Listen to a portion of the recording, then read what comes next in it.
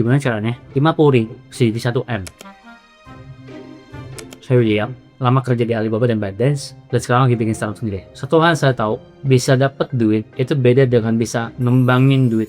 Kalaupun gaji kita gede, usaha kita bagus, tapi kalau kita nggak bisa kembangkan uangnya, maka nggak bakal jadi gede juga. Tapi permasalahannya, kalau misalnya modal sangat sedikit, that's 50.000. Gimana caranya bisa jadi 1M? Saya coba kasih hitung-hitungan matematika sih. Sebelumnya, video ini sponsor oleh Algait. Kita bisa dengan gampang invest ke aset global kayak emas, Bitcoin, saham Amerika, reksadana Amerika, dan sebagainya. Satu platform buat semuanya. Platformnya juga gampang diakses. Platform Ajaib itu sudah aman dan diawasi oleh OJK. Jadi teman-teman bisa invest dengan sangat aman, mulai dengan 20.000 aja, dan bisa pikirin strategi gimana caranya bisa mencapai 1M. Daftar sekarang, pakai kode William Jafar untuk dapetin bonus up to 20 juta di crypto. Jadi ada dua jenis tabungan kalau kita nabung. Yang pertama current account, yang kedua saving account. Current accountnya rekening sehari-hari. Kalau misalnya kita semua di Indonesia rata-rata, itu biasanya di current account yang bunganya sangat kecil. Anggapannya bunganya cuma berapa perak lah. Yang saving account biasanya deposito. Jadi kalau misalnya kita bilang, wah gue nabung di mana dulu nih? Nabung kalau di current account ini nggak nabung sebenarnya. Dealnya berkurang tiap bulan, berkurang dari admin fee, berkurang dari inflasi dan sebagainya. 10-15 tahun yang lalu, kalau kita bandingin, semangkok bakso itu 5.000 kita udah dapat mangkok full. Sekarang per tahun nih 15.000 aja udah susah, mungkin 20 atau 25, itu pun yang biasa aja. Kalau kita ke mall mungkin udah 50.000, artinya naiknya udah sangat signifikan. Baksonya tetap sama, dagingnya tetap sama, tapi rupiah kita melemah. Inflasi setiap tahun tuh sekitar 2% sampai 3%, tapi tahun 2026 di Februari itu 4,76%. Jadi makin lama makin tinggi, artinya harga barang bakal makin mahal. Belum lagi misalnya sekarang lagi ada krisis energi dan segala macam. Solusinya apa? Jadi kita perlu kembangin atau menggendutkan uang kita lebih tinggi dibanding inflasinya. Gimana caranya kalau uangnya sangat kecil? Ini realistisnya ya. Secara realistis, kita cuma punya satu cara, yaitu kita gedein income kita dan kita pilih satu instrumen doang. Jadi kita fokusin kita untuk punya earning power lebih gede dan kita gak otak-atik uang kita masukin ke satu instrumen doang. Instrumen apa yang saya rekomendasi itu ETF. ETF itu reksadana yang base-nya di US, yang biasanya basisnya index fund. Index fund itu artinya dia pilih sahamnya tuh gak ada manajer investasinya, tapi base berdasarkan rule-nya, misalnya kayak S&P 500 perusahaan paling gede di US. Kenapa nggak pilih saham? Karena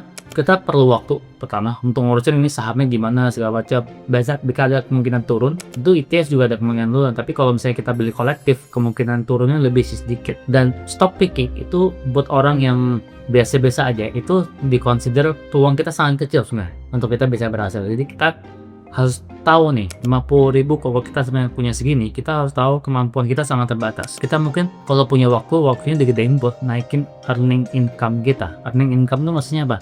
Gaji, pendapatan, dan sebagainya. Bukan pendapatan passive income. Gak make sense lah kalau 50.000 bisa kira passive income dunia dari mana gitu. Compounding 10% aja cuma dapat berapa perak. Dan ini mindset juga. Kita harus tahu mana yang kita bisa kendaliin, mana yang kita nggak bisa kendaliin. Kita bisa kendaliin secara langsung adalah income kita dari activity kita, pendapatan kita langsung. Tapi kalau misalnya bagian yang kita invest, itu kita pilih vehicle, kendaraan yang gede, tapi kita nggak perlu mikir loh banyak. Bahkan Warren Buffett, investor legendaris di dunia, bilang stock picking itu bukan buat semua orang. Kalau mau kaya, jangan pakai stock picking dulu. Kita cari dulu baseline-nya, yaitu index fund. Terus gimana caranya? Step 1, ini bisa dibilang namanya hygiene.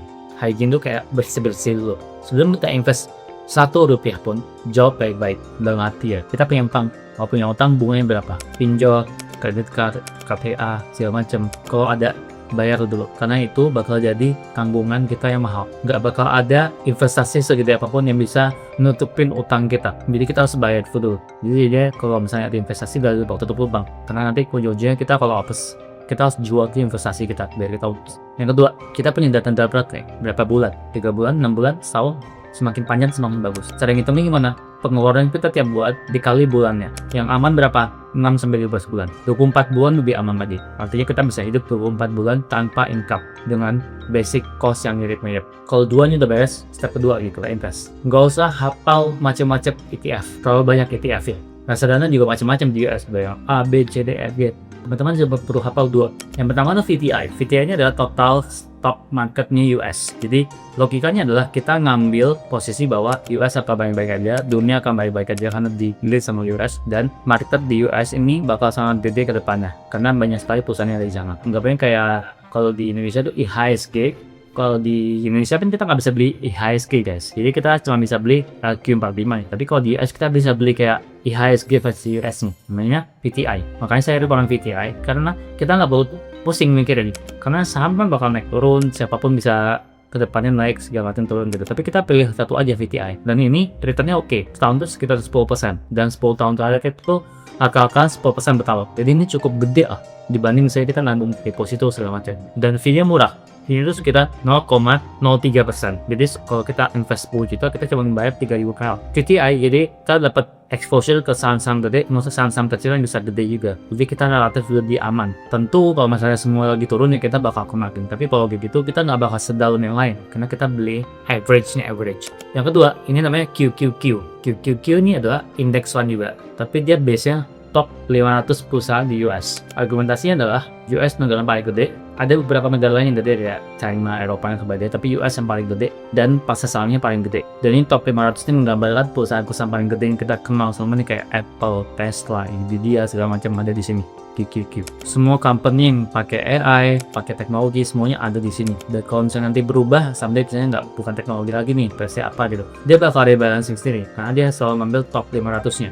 Annual return-nya itu slightly lebih gede, 15-20% per tahun, karena dia fokus ke konsentrasi gede itu doang, dan dia ekspensasinya sedikit jauh lebih gede, 0,2. Kalau misalnya kita lebih muda, kita punya time horizon lebih gede, lebih panjang, dan misalnya kayak 10 tahun, 15 tahun, 20 tahun bisa pakai ini. Dan kalau misalnya kita sebagai orang Indonesia, kita beli kita kayak dapat dua keuntungan. Yang pertama, kita beli aset yang berbasis dolar, yang kedua dia naik juga. Jadi kalau misalnya rupiah lagi turun, aset kita malah bagus, walaupun sebenarnya asetnya biasa aja. Jadi ini salah satu strategi hedge yang bagus. Step ketiga itu ada multi long game. ETF ini nggak lama, 10% per tahun atau 19-20% per tahun tuh terlihat sangat panjang. Tapi kalau kita hold cukup lama, itu tuh compoundingnya gede banget Pak. Kebanyakan investor itu kehilangan uang karena mereka bikin yang tadinya compounding dijual lah. Jadi yang harusnya udah bunga dijual lagi, turun lagi. Yang harusnya dilakukan adalah dibiarin aja biar dia bertumbuh. Jadi dua hal ini nih sebenarnya VTI dan QQQ ini dilandaskan pada dua hipotesis besar. Yang pertama, kalau kita percaya dunia bakal baik-baik aja. Kalau VTI, dunia bakal tetap bertumbuh ke depannya, nggak bakal hancur doomsday kiamat lah. Yang kedua, kalau kita percaya Amerika atau perusahaan-perusahaan Amerika masih leading di dunia, masih yang paling gede di dunia. Kalau selama kita masih pakai Apple, masih pakai Facebook, masih beli cek Nvidia segala macam, ya ini masih aman lah. Jadi kita kalau mau beli strategi ETF ini kita harus hold, karena kalau kita jual terus dia bakal kita dapat harga murah, harga tinggi, tapi kita nggak dapat compounding ya. Terus kita dapat fee jual terus, fee beli, fee jual, rugi lama. Yang terakhir, gimana caranya kita beli? Paling simpel, pakai Ajaib. VTI sama QQQ ini semuanya ada di Ajaib. Teman-teman tinggal cek di App Store atau Play Store, download Ajaibnya, 100% online, bikin akun, dan tinggal cari ETF QQQ atau VTI. Pilih. Saya personally cuma punya dua nih juga. Saya punya QQQ dan VTI. Jadi indeks yang total semuanya sama indeks yang US dollar. Kenapa? Karena saya nggak pusing. Saya punya strategi simpel. Saya punya bisnis, terus saya kerja, saya fokus ke sana, tapi uang saya nggak mau taruh di tabungan, saya taruh di instrumen yang tumbuh secara jangka panjang. Jadi realistically 50.000 ke 1M itu sangat mungkin kalau kita punya waktu yang cukup panjang dan kita pilih satu instrumen doang. Kebanyakan orang tuh suka terlalu banyak ilmu kungfunya kayak inilah itulah segala macam lah gitu. Mereka semua tuh underestimate power of compounding. Udah pilih satu aja gitu. Udah kalau misalnya kita kerjain, kita kerja, kita fokus ke satu doang, kita gedein. Kalau misalnya udah gede baru kita mau bermikir kalau ada 1M dia mari. Tapi 1M udah sangat realistis, sangat possible. Justru kalau kita pindah-pindah kayak pindah ke A, kita ke B, kita ke C gitu ya, pusing. Karena nanti fee nambah, video nambah, nggak kekumpul juga dunia gitu, ketarik lah ke apalah segala macam. Makanya pakai fitur Ajaib yang namanya DCA.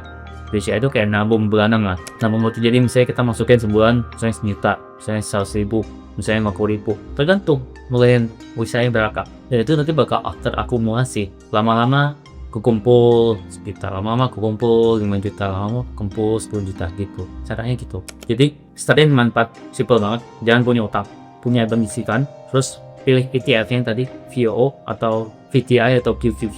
Pilih salah satu atau pilih dua-duanya. Saya pilih dua-duanya 50-50. Terus ngerti kalau ini tuh udah harus di hold sama tahu cara beli di mana. Setelah tahu ini udah, ini kayak sistem aja, tiap bulan diurusin, kerja yang benar. Gak usah ikut FOMO-FOMO kayak oh orang invest ini, oh orang invest ini, orang invest ini. Selama orang lain itu belum bisa ngasih garansi misalnya di atas 10 sama 20% tahun dan aman ya, gak usah dengerin, biarin aja, kita lanjutin aja hidup kita kerja aja, kita bisnis aja gitu. Jadi sesuai apa yang kita tahu aja, gak usah pusing. Ingat Warren Buffett, orang investor terkaya di dunia, itu mencapai kekayaannya 99% kekayaannya di umur dia yang 50. Artinya itu tuh compounding. Yes, nggak bisa kayak kita langsung kaya punya duit. Apa yang cepat kita dapetin bakal turun dengan cepat juga. Apa yang lama kita dapetin bakal susah juga lama berkurangnya. Lebih lama bertahan. Kurang lebih gitu. Jadi jangan lupa pakai kode ajaib Wizard Javan untuk dapetin bonus up to 20 juta di kripto. Sampai di video selanjutnya.